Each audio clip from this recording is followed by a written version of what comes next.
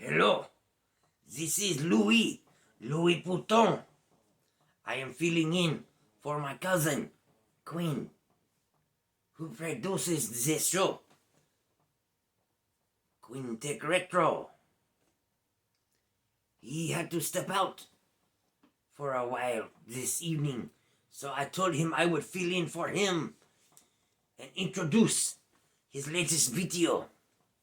This is him preparing to set up for the first time his Amiga 2000, the one he just got back from repair from Chris Edwards. Chris Edwards did lots of repairs on this board. It was dead as a doornail, and he brought it back to life. So, in this first part of what is going to become a series, because my cousin, he blabbers, he talks too much. He talks about all the good old times and what this and that and what happened to this and what happened to that. He has to tell everything, every last detail about everything. But that is how he is. So, he was out this evening, so I told him I would fill in for him and introduce this video. So in this video, he shows that he still has that hard drive external case that has 2 hard drives. And he talks about how a lot of his things are missing. And he talks about a mouse replacement that he has procured. And he also shows off the board again. And what else does he do? I think that is about it. He does talk a lot about some missing items. He talks about some missing items. But you will see in the video. So thank you for coming along once again on Quintec Retro. So again, I am Louis Pouton, filling in for Queen. And thank you for coming. Like, subscribe, hit that bell icon if you are so inclined to be alerted to all his latest videos. And without further ado, let's move on with his latest video. Oh, bye-bye. Au revoir. Hi, this is Quinn, and welcome back to Quintec Retro. Well, in this video, I'm going to be covering several things. It all involves my recently repaired Amiga 2000 board, and I'm going to do some testing. I'm going to see it was working when Chris sent it to me about 3 to 4 weeks ago, and I haven't got around to making a video about it yet because I had to track down all my other hardware that goes with it. I've got this Novell NetWare, well, co-developed external SCSI case that has two 2GB hard drives in it. My original hard drive inside the Amiga 2000, it fell, and the hard drive probably screwed up from that anyway. But then in one of my first videos, I think it was my second video, I was trying to plug the SCSI cable into it, and some of the pins had come out of the back of the hard drive, so that hard drive is toast. I'm not counting on that hard drive to ever work again. I think it was a 160 megabyte hard drive. So these are two 2GB hard drives, which is a rather large capacity for an Amiga. 4 gigabytes of storage on an Amiga. You could probably store just about every classic Amiga piece of software that was ever released on this external box. Okay, so the other things I'm exploring are, first of all, is the board going to work for me? This is a monitor, it is not a television, so it doesn't have composite in. That's how I want to first test this board. I want to make sure it works with composite, which is black and white on the Amiga 2000, unless you have the A590 little, you plug it in the back of the computer into the RGB port, and it puts out color composite. Well, this is only black and white. That's all it. That's all the Amiga puts out natively. So I'm gonna first test it with that. Just make sure it turns on. Then I'm gonna hook up a floppy drive, see if it'll boot to Workbench. I have these old discs. I don't know if they're even any good anymore. They may have crapped out on me. They were sitting in a hot storage container for several years, and then in another hot storage container for another year or two after that. So they might just be crap. I don't know. I have them. They're labeled. We'll find out. But I'm hoping to at least get the Amiga logo, where it's the logo where it looks like there's a floppy drive. And I have the 3.1 ROM installed in here. So it's not going to be the 1.3 that is orange and black and it moves. This will be the 3.1, which is just, it sits there. And it says Kickstart 3.1 or Workbench 3. I think it says Kickstart 3.1 because that's what that is. The ROM is the Kickstart, and then the Workbench is the actual software that makes the Kickstart work. So that's what I have. So this is just a primer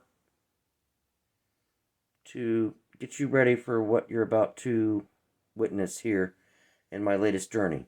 Because again, this is Quintech Retro. In every video I go on a journey down memory lane, a journey down something. But this is going to be an Amiga journey, and I hope you enjoy following along with me. If this isn't your thing, I don't care. You can go. If it is your thing, maybe you want to follow me down this rabbit hole into this journey that will allow me to use this computer. Well, this is just the case. The motherboard isn't even in there. To plug up to this more modern LCD screen. So I have the hardware to do it, as long as it's all still working. And, well, I guess I'm going to take a little short break and set up for my next video, and then I will show you the next section of this video. Alright, you take care. Alright, so here's the repaired Amiga 2000 board that Chris Edwards fixed for me. I'll show you the bottom real quick. This is where he did all those bodge wires, and he put Captain tape over it to kind of protect it from any electrical shorts and keep all the wires in place. And I showed you that in a recent video, but I just want to show it to you again in close up. But I'm also setting it on top of this piece of cardboard, which should shield all the solder connections on the bottom of this from shorting out to this hard drive enclosure. Hard drive enclosure. Anyway, yes, that's what I'm showing. So just for reference material of those of you who don't know about the Amiga or do and want a refresher, this is the processor port, or the processor port. These are the 5 Zorro 2 slots. That was a Commodore standard in the mid 80s to mid 90s. It also comes with 2 8-bit ISA slots, plus if you bought extra expansion sockets here, you could make all 4 of these 16-bit, but then it has 2 16-bit ISA slots, and 2 of the 16-bit ISA slots are shared with the Zorro 2 slots. So I can plug up 4 Zorro 2 slots and 2 8-bit ISA slots, and if I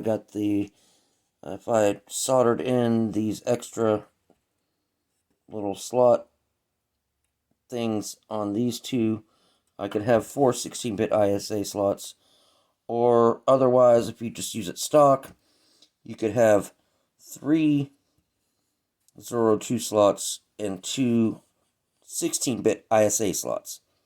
So that's what the Amiga 2000 is capable of. They called it a big box Amiga because it came in this big box right here. I will show this off more prominently later on in this video, but they called it a big box because it can do the really tall boards, and it's not an Amiga 500, which is in a little wedge case. You can put big stuff in here. So that's the end of that little section. Okay, here in my next little section, I want to show this off. I can't really consider this an unboxing because I've already unboxed this. I did these purchases late at night, and I don't even remember ordering this stuff. But then this showed up.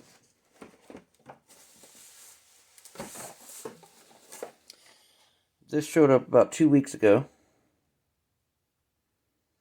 It's just a cheap USB mouse.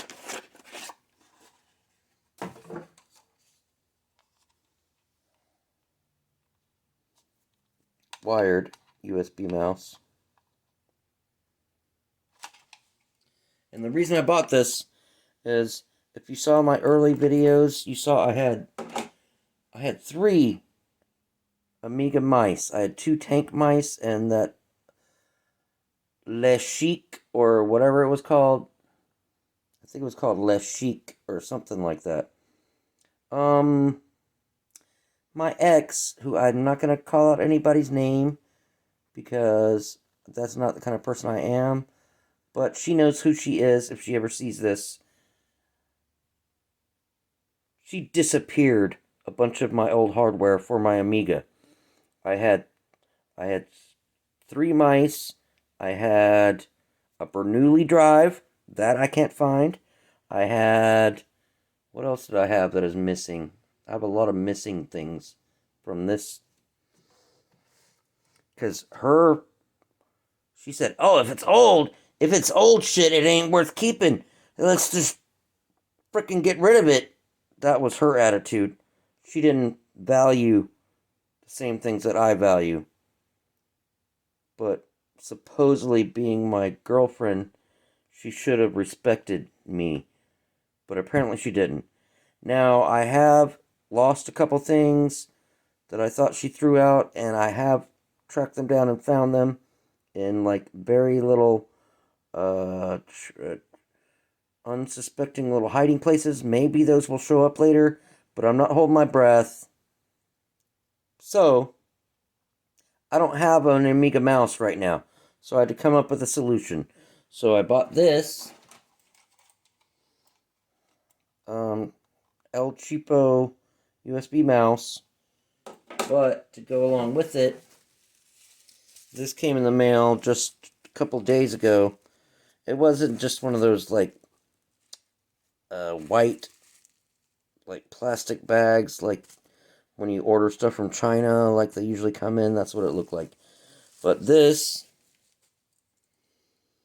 supposedly allows you to hook a USB mouse up to your Amiga and plug it in and use it like a normal Amiga mouse.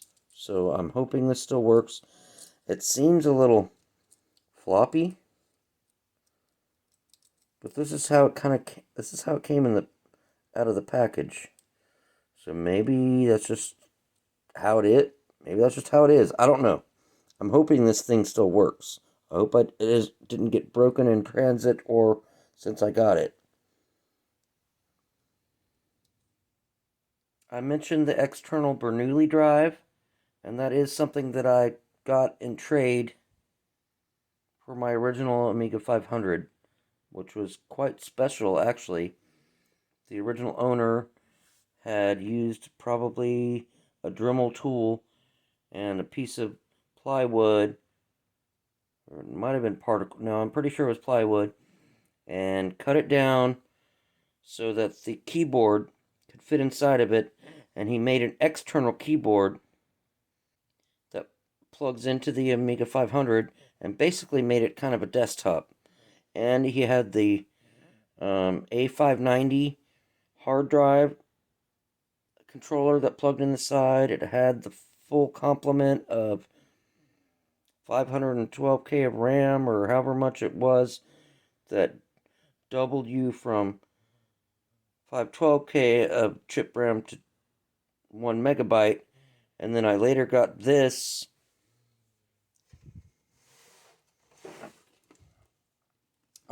Mega Chip 2000, which gives you, doubles that, turns it into 2 megabytes of chip RAM. And then I later came across this. I thought I had lost this. These discs may not even work anymore. They've been in storage in like a hot... they might just be crap. But now I have no way to check, because here's all my old Bernoulli discs. It was kind of an alternative. They had the Seagate. They had this... not Seagate. What was it called? Darn. I'll remember here in a minute. But they had two different kind of hard drive backup, large format. This is almost like a hard drive in a cartridge. These may not even work anymore, but I have no way to check them because my actual Bernoulli drive, it was an external drive that you plugged in to the back of the machine, and it was an external box that kind of sat next to it or on top of it or wherever you wanted to set it. And cables went into the back. It had power, it had the SCSI cable, and maybe one other cable, I don't remember what. And it allowed you to back up large amounts of data onto these discs or cartridges or whatever they're called. So hopefully, again, there is a fleeting chance I may still come across these missing items, but I'm not holding my breath. I think they're gone forever. I think she might have thrown them in the trash because she didn't respect my stuff. Even though I told her explicitly, do not mess with my retro stuff. Don't touch it. Don't move it. I came home one night. I had a box. The box I showed on my video that had my Bernoulli drive and all my mice and a few other items. Some of the other items are still around, and a bunch of books.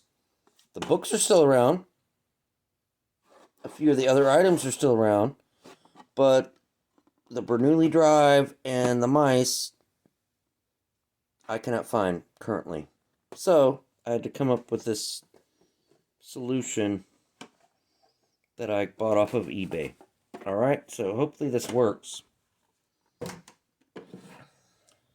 So I don't think I'm going to get quite done with all my